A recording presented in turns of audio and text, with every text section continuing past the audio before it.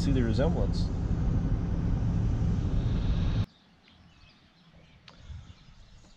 All right.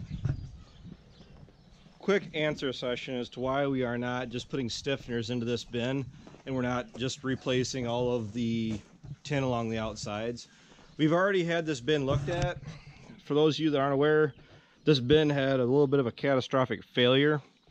Now, my duct tape is still holding strong, keeping the bin up, but I may have to reinforce it here with some black duct tape. I'm not quite sure yet. I got some Gorilla tape that I might put on it, just at least get this bin so it's a little bit more stable.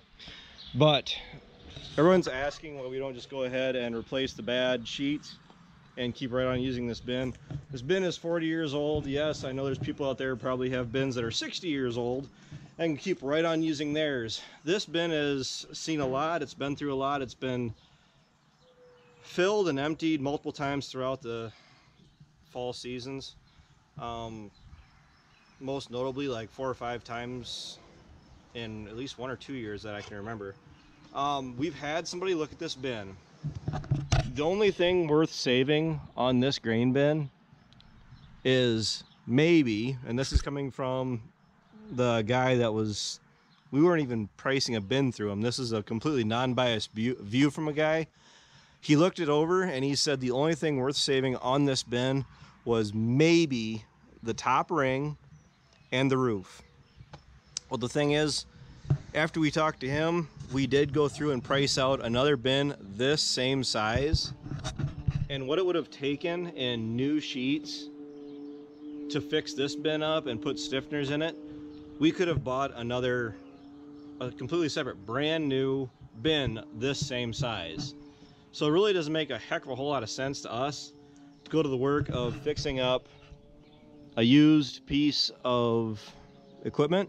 That's what it is. It's a piece of drying equipment, and basically just polishing a turd when we can go through and get a brand new bin, a bigger bin. We did go to another 20,000 bushel bin like that one. It's going to be set in line back there, and this bin is eventually going to be getting phased out.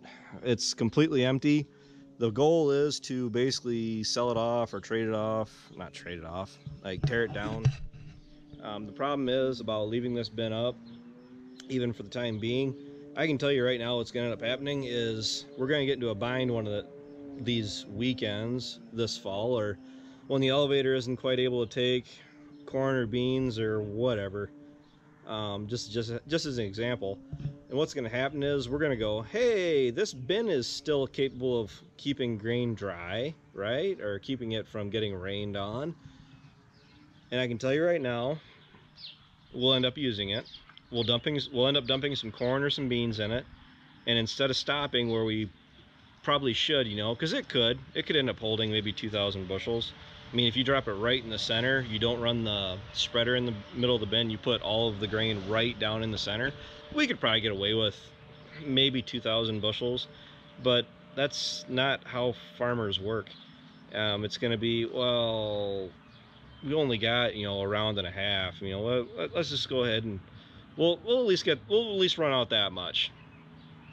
It's, guys, say what you want, but we're all guilty of doing it. And even us, knowing full well that this bin is in the condition that it is in, you're gonna run the risk of overfilling it and then running into the exact same problem we had last fall when we found out that it was starting to fall over.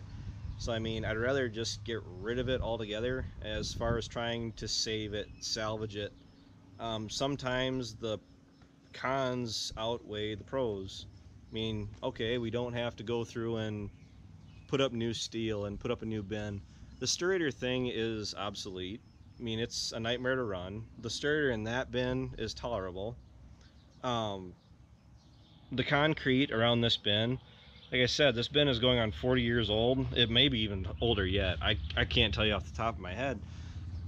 The concrete is showing its age. It's got cracks in it. I mean, there's only 2 types of concrete: fresh concrete and cracked concrete. There's no such thing as it being perfect and without cracks. I mean, it's just time. You got to know when to pull the pin on some things, and as far as this grain bin goes, it's time to pull the pin on it. Myself, it doesn't really bother me. I actually would like to rip this bin out and even put in another 10,000 bushel bin without the dryer, forget a stirrator, and put it in with the intention of using it as a soybean bin. We have no soybean storage. We literally currently store all of our corn and none of our soybeans. We're kind of planning it that way. We could get away with storing some soybeans, but they are a really tricky crop. You have to really be on them as far as any variations in moisture and making sure you're putting them in dry. And right now, where we currently stand, I have like a large portion of our soybeans sold. So I mean, if we wanted to even hold over any soybeans this year, it really wouldn't be enough to even justify using up taking up that storage space in a bin when we could fill it full of corn. So that's where I currently stand on storing soybeans, but I don't know, we're gradually getting there. Being able to store, yes, we put in another 20,000 bushel bin. That'll technically add another 10,000 bushels of storage when you get rid of the bin behind me. And that way the majority of our corn is between two large bins and the little guy over there. I mean, it doesn't hold much. That used to be our oats bin, but it's just one of those things where, I mean, it's kind of hard not to use it and just let it sit. We could use that for soybeans. The problem is that soybeans really doesn't like that bin.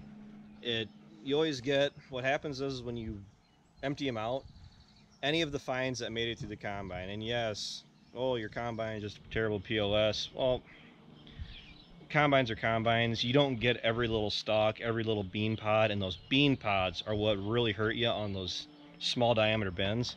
On this one, throughout the whole bin, what happens is those bean pods get into the sump and they clump up. And you think they would seep down or sink right down through into the sump, but they don't. And it plugs it, and you end up in there with the bar trying to unplug the bin, and it's a nightmare. That's why corn goes in that small one. And quite honestly, if we ever really need dry corn, that is as of right now, that's our only bin that we could really pull corn out of easily. Otherwise, with truck augers going in on these next two bins, we'd have to pull it out into a gravity wagon and then load our buckets, our feed mixer out of the grain wagon. So not impossible, but it is just another step in the process of mixing feed. So I hope that clears up some of your questions about this thing. As of right now, there is no desire whatsoever to get this thing back up and running. It's served its purpose. It doesn't owe us anything. And honestly, to be blunt, out of all of our bins, to have a failure like this is the bin I would have chosen. If the small one would have had that issue, we wouldn't have been nearly as panicked. When this one was collapsing, yeah, but it leads the way for another large bin like that. So that's all I got to say about this. I can see the bugs starting to come in on waves, and I gotta go ahead and feed somebody. He's acting so kind and friendly right now. Oh, he is. He's a big baby, but he's waiting for me to feed him. So until tomorrow, or actually I can't say that. Okay, tomorrow is 4th of July. There will not be a video for 4th of July. I wanted to do a video of recording our fireworks show because I have literally enough fireworks for 4th of July this year that I could fill up the back of the gator and you wouldn't be able to see out the back window. I really wanted to do something for that, but I'm just concerned with everything, the rules and the regulations on here. I'm just worried about some stipulation catching me, and honestly I don't have to worry about running a camera when I'm shooting fireworks. So you guys are probably like I'm about 90% certain you guys aren't going to hear from me tomorrow night. So happy 4th of July, happy Independence Day, and you guys will more than likely hear from me again on Thursday. So until then, take care, take it easy, keep in touch.